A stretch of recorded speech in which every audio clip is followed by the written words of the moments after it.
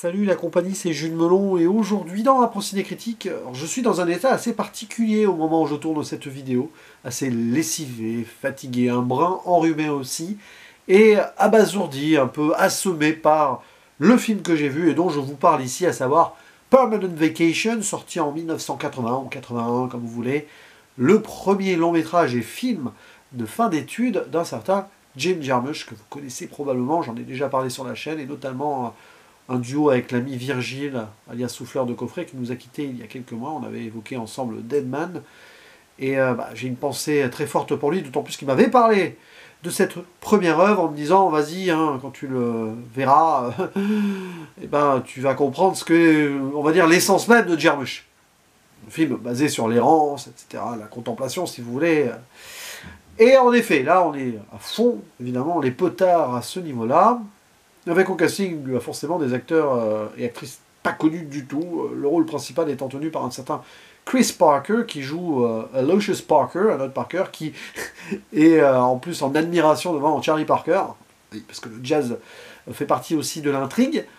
Bon, on y reviendra sur ce jeune héros. On va citer la présence de John Lurie à un moment, qui est le compositeur du métrage, en mode jazz expérimental, et qui, dans le film, joue du saxophone, qui est à la fois intra- et extra-diégétique.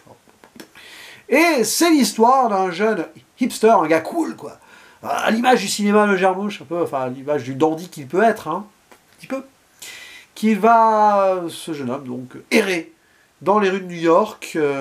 Alors, on ne sait pas trop quand ce film se situe. Visiblement pas vraiment dans la réalité, puisqu'on parle d'une guerre qui a eu lieu à un moment, donc c'est presque une dystopie. Et en effet, la façon dont New York est parfois filmée, dans ces rues un petit peu délabrées, etc., dans d'autres lieux en décombre, on a l'impression qu'il y a eu quelque chose qui s'est passé là. Bon.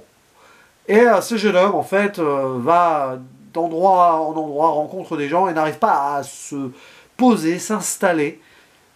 La seule personne proche avec qui il discute vraiment dans le film, c'est une jeune fille, là, qui s'appelle Leila, je crois. Et bon. Sauf que, voilà, il va errer. C'est l'errance absolue. Et ça pendant 1h15 environ, 1h20. Il n'y a pas vraiment de but dans ce film. C'est un film sans but. Mais les personnes qu'il va rencontrer ou revoir vont le faire réfléchir ou non sur ce qu'il est ou pas, justement. Le fait est qu'il ne se conforme pas à cette société qui a du mal à être dans une forme de conformité exacte, suivant le principe ici de la dystopie, mais peu importe. Et il va vraiment croiser des personnes qui ne vont pas très bien non plus, notamment une femme qui chante un moment en espagnol, un personnage assez atypique dans un cinéma qui lui raconte l'histoire de l'effet Doppler. Ça va avoir un écho, sans faire de mauvais jeu de mots, à la fin du film d'ailleurs. Voilà, et donc, fuite perpétuelle, errance, tout cela. Évidemment, c'est le genre de film qui peut prêter à l'ennui, parce que c'est une des thématiques ici, forcément. Et j'ai vu un petit peu les réactions, notamment de mes éclaireurs, on les appelle comme ça, hein, sur Sens Critique. Et même des gens qui d'habitude aiment ce genre de cinéma-là ont vraiment mal noté le film. Donc, techniquement, peu de gens l'apprécient, vraiment. Et ben moi, j'ai en fait fait ici une sorte de rencontre cinématographique. C'est le film qu'il fallait que je voie à cet instant-là, un film qui me ressemble sur certains points, comme si un moi alternatif l'avait réalisé dans un autre monde, ou me l'avait envoyé d'une autre dimension, je sais pas. Il y a énormément de choses qui m'ont parlé ici. C'est exactement le genre de film, oui, de film que j'aurais pu faire dans ces années-là, si j'avais les moyens, si j'avais vécu avec l'envie de faire du cinéma, tout ça. Bon. Il y a quelque chose qui se capte là. Et ça va au-delà même de l'aspect formel ou des défauts que le film peut avoir, forcément, parce qu'il y a un aspect répétitif. J'avoue volontiers que les 10-15 dernières minutes, avant le final, en fait, il y a un moment où tu peux lâcher prise. Oui, d'ailleurs, le personnage semble un peu lâcher prise une fois que la nuit passe. Là, quand il se réveille le matin, il mime une arme à feu avec la main. Bon, voilà, c'est l'Amérique, quoi. Vraiment, ouais, tu peux décrocher. Voilà. Et c'est nécessairement la possibilité d'un tel film. C'est que si tu arrives à vraiment être concentré de A à Z, bon, est-ce que c'est vraiment un pari réussi pour le film? Cependant, j'ai vu une sorte de film de fantôme d'une autre dimension ici, c'est assez indescriptible, parce que l'ambiance est là. Il y a une atmosphère poisseuse, renforcée par ce côté jazz bizarre, là, à un moment qui reprend d'ailleurs Somewhere Over the Rainbow, ce qui fait écho à ce que dit ce personnage dans le cinéma, qui a l'impression de réciter une partie potentielle de l'intrigue à un moment. Il y a un côté mystique à cet instant précis d'ailleurs. Et en fait, c'est vraiment tout dans l'ambiance, tout dans la bizarrerie. Il y a des moments où tu aurais pu imaginer David Lynch derrière la caméra. Alors, pas que sur le côté prédystopico-industriel à la Eraserhead. Autrement, c'est pas la même esthétique. Hein. Mais je sais pas, les rencontres un peu étranges, quoi.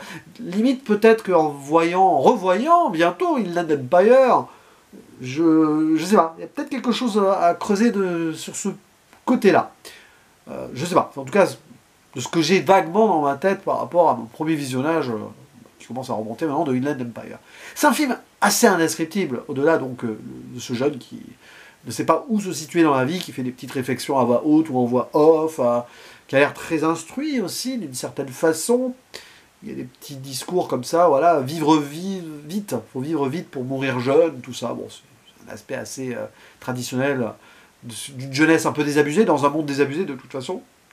Mais d'emblée, le film, en fait, donne ce ton-là, parce que on nous présente le New York habituel, avec plan fixe sur les gens qui passent dans la rue, et après, paf, il alterne avec le générique sur un autre plan fixe, statique, où il n'y a personne dans la ruelle désaffectée et vide. Et c'est intéressant de voir ce ping-pong-là, parce qu'en fait, on sort du tourment de la vraie vie normale, moderne, actuelle, conformiste, etc., pour aller dans les bas-fonds d'autres choses, tant et si bien que c'est à la fois, certes, un monde dystopique potentiel, mais ça dépend aussi de potentielle réalité des gens qui sont abandonnés, des gens qui refusent la société ou que la société a refusé. C'est un peu entre les deux là-dessus. Et c'est vraiment pertinent dans cette Amérique des années 80, quelques années après la fin de la guerre du Vietnam. On voit d'ailleurs le spectre de la guerre du Vietnam ici. Alors certes, il y a eu une autre guerre visiblement, là, mais c'est en lien, clairement. Il y a l'idée de, encore, la guerre froide qui est sur sa fin, mais cette ambiance un peu pessimiste qui règne encore sur l'Amérique et sur le monde entier. Et cette envie d'ailleurs, mais un ailleurs pour ne jamais y rester, parce qu'une fois que tu es sur cet ailleurs, il le dit, il va se lasser pour aller dans un autre ailleurs. Puis à la fin, peut-être vraiment, clairement, vraiment aller loin ailleurs. C'est là qu'il y a d'ailleurs un écho et un effet Doppler avec un autre personnage, presque. Le film est super bien construit en fait, ça paraît vraiment un peu hasardeux par moments, voilà, de séquence en séquence, tout ça, mais en fait non. Moi je trouve qu'il y a de la consistance et il y a des choses qui s'inscrivent par rapport aux propos, qui presque anticipent ce qui va se passer derrière, y compris dans les lectures qu'on peut voir. À un moment, il y a une réceptionniste d'un cinéma qui projette un film de Nicolas Ray d'ailleurs, bon, que j'ai pas vu donc je vais rien dire dessus, mais elle lit Crash de Ballard, qui aussi a ce discours sur la modernisation d'un monde qu'il rejette. Voilà, c'est pas non plus, il n'y a rien de hasardeux là-dedans. C'est pas un film hyper intellectuel non plus, mais évidemment ça l'est aussi, c'est très auteuriste. Et je pense qu'il y a eu un rejet de pas mal de personnes. Pourtant, voilà, même le grain, j'adore. Il y a quelque chose, on voit que c'est fait avec peu de moyens, quoi, tout simplement, mais une sorte de 16 mm avec du... Voilà, on sent que c'est organique, quoi.